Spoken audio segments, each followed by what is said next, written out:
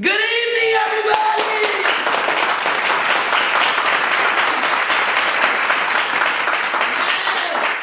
Yes. Welcome to Tea Time with Dr. Foley. I'm so excited that you are here today. Another day, another week, and I'm just grateful to you for listening in. Hit share. Don't forget to hit share on your page, okay? Please submit all questions to be our Facebook Messenger, Florine Hanley Foley, or email us at drflorinefoley@gmail.com. I'm looking forward to your questions. You have been sending in wonderful questions. And also hit subscribe on my YouTube page at Dr. Florine Foley on YouTube, and hit the button subscribe to keep us going and keep me on. You must hit subscribe and share it with your friend. Again, thank you for tuning in today. And this is the season to be jolly. Are you ready?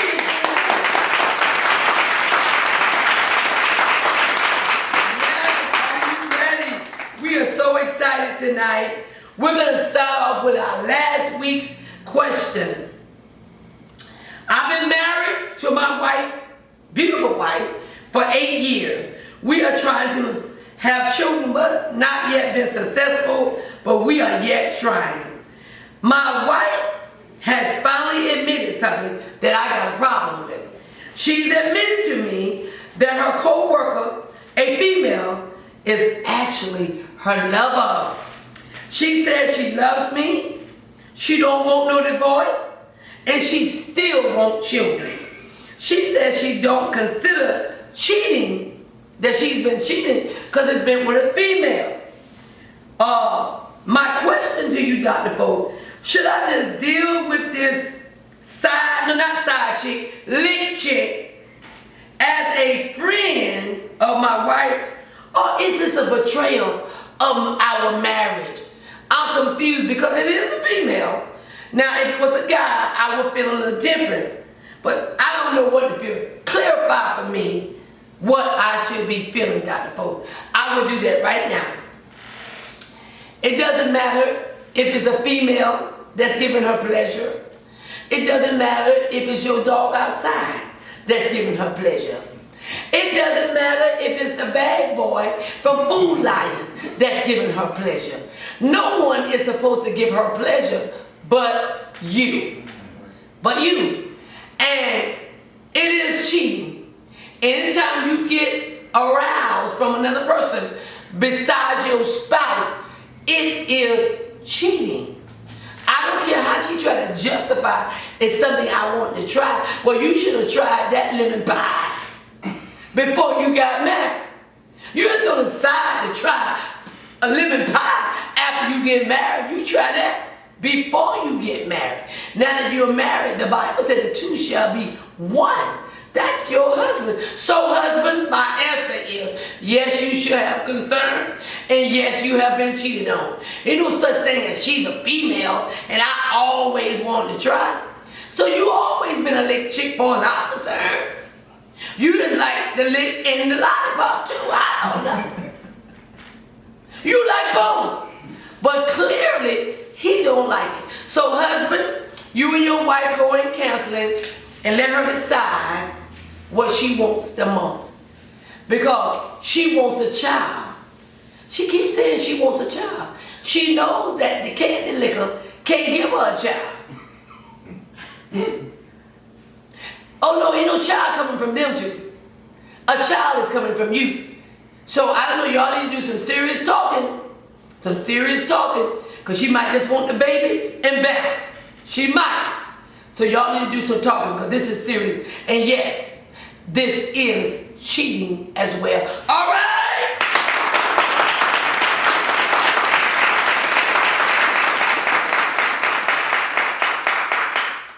I wish my husband Jacob would tell me he just decided to go to Brokeback Mountain. It would be a problem, honey. I'm not going to say, oh, it's just a man, or we're going to have a serious problem. Because the only back that's supposed to be broke is mine. All right.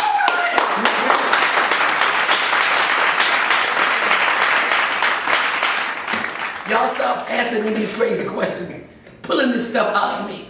Y'all know I'm intelligent. All right. Next question comes from, let's see. I'm so excited. Which one would I choose? From Columbia, South Carolina. I have been married for 7 years, but have been having a 2-year affair with my neighbor. I've been trying to convince my husband, let's just move out of this neighborhood. But my husband loves this neighborhood. My question to you, Dr. Folks, is, should I just leave my husband and separate, thus forcing him to move out of our neighborhood to try to reconcile with me? Because he's going to run behind me if I move. And that's like forcing him out of the neighborhood. What should I do? Because he won't move. Well,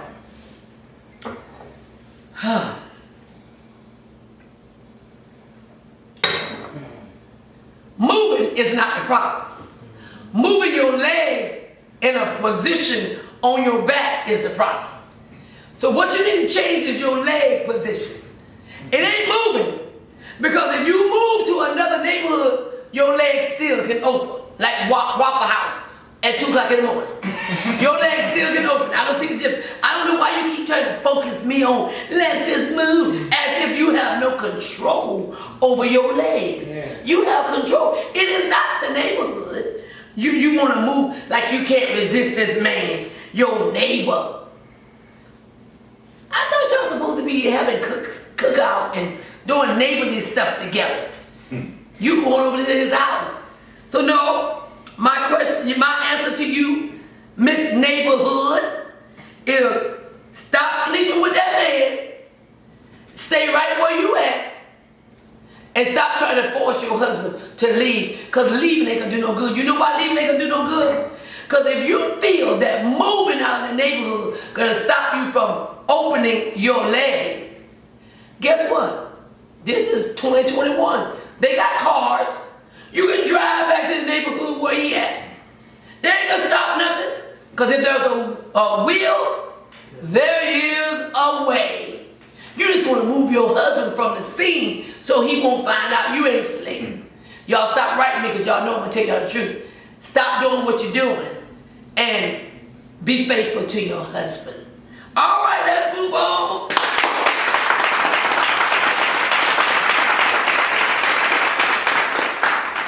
You want to force him to move. No, force yourself to stop laying up. All right, let's move on. Columbia, South Carolina is in the house again. Yes. I am a mother of 6 children. The oldest one is 31 years old. I recently been diagnosed with stage 4 lung cancer.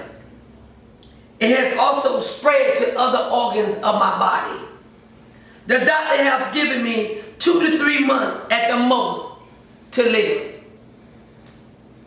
Do you think pastor folks, not doctor folks, y'all calling in the pastor again, they not listening to me, that I should call my children together and tell them now or wait till after the new year?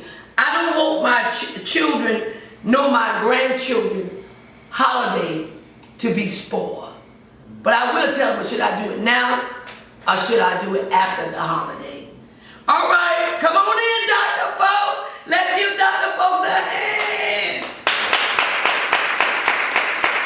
Transforming to Dr. Folks. All right, that means I got to sit up and look very sanctified. Praise the Lord. God bless you. I want to say to you, my dear friend, my mother, you should tell your children now. Because every moment that they have with you is precious. Every second. And the doctors may be wrong. It may not be 2 to 3 months. It might be a month and a half. You gather them up. It's no spoiling their holidays. Because they're going to ask you, why did you not tell us, Mama? Why? Trust me, I've been there. your children will want to know. Let them decide if they're going to tell the grandchildren. But your grown children will want to know. And plus, they want to be there during your pain and during your suffering. I know you love them, you don't want to spoil their holiday, but it's going to be spoiled anyway. Tell them, share that with them, so you can rest in peace and they can have peace after you're gone. That's what I would say to you.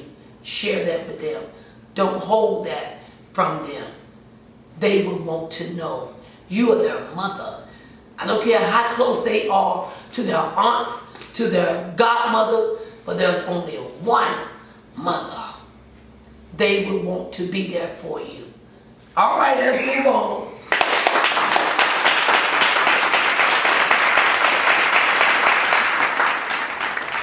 Walterboro, South Carolina.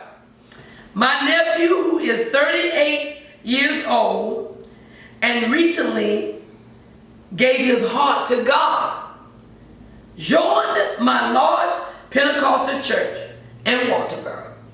That's beautiful. A church member recently found out that my nephew has done 14 years in prison for stabbing and murdering his wife. Now, folks in the church are talking about him. They wanted to kick him off the choir. And they act like they are afraid of him when he goes to certain parts of the church. They're treating him differently. Now he's feeling ashamed, unloved, and unwanted by his church family. If he was in front of you today, and I will put him in front of your show, what will be your advice to him? Should he leave? Should he stay? I've been a member here for 22 years. If he leaves, I will leave too. Signed, disappointed church member. If that 38-year-old young man was in front of me today and his news about his past got out, I would tell him, don't be ashamed. You've already paid your dues for that. You've done 14 to 15 years in prison. Then you turn your life around and gave your heart to God. For as I am concerned, you are a new creature. No one has the right to hold this young man hostage to his past. Because the words say, as though your sin be as scarlet, I will make them whiter than snow. I will go and talk to the pastor of that church and see what he's thinking about it. And if his thoughts are not clear, yes, then leave. Well, why would you tell him to leave a church? Because it's not the only church in America. There are thousands of churches that can show him love. God said, while we was yet in sin, he loved us. He loved that young man too. No, you may not have murdered nobody, but you stabbed them with your tongue. You told lies on people. You've done things that you won't even tell your children about. Stop being hypocritical in the church and judging this young man. This young man might go out into the world and do all kinds of stuff. You love him. The scriptures say, with loving kindness have I drawn thee. Clearly y'all don't know what love is. So young man, you stay saved in Christ and go talk to your leader and see what your leader say. And then wait a little while, and if the treatment still continue, you leave and ask God to show you another church home. Don't give up on churches now. That kind of stuff will make you give up on some church. But don't you give up, because every church is not the same. There are some churches that believe in the love of Jesus Christ. All right, let's move on.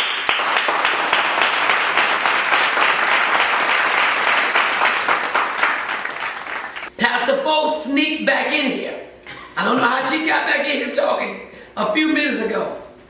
But that young man touched me. That young man, church folks something else. Church folks is something else. All right, let's move on to our next question. From Camden, South Carolina. I love Camden. My best friend's daughter go to school in North Carolina. She recently called me, we always talking, from her college dormitory, and upset my heart. Well, she's just like a daughter to me, and she trusts me. And I love her entire family, especially her mom. We have been best friends for over 20 years. The daughter told me on the phone that she has been having sex, but she assured me safe sex in college. But she refused to go and get on birth control pills. My question to you, Dr. Folks, should I tell my best friend that her daughter is in college having sex? The daughter begged me not to say anything. I promised her I would not. What should I do? I'm going to answer this next week.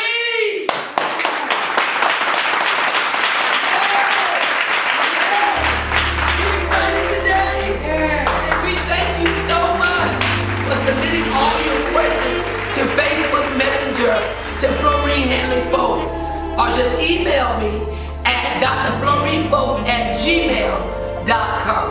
And don't forget to subscribe to my YouTube page at Dr. Florine Foley. Thank you for tuning in. This has been a wonderful show.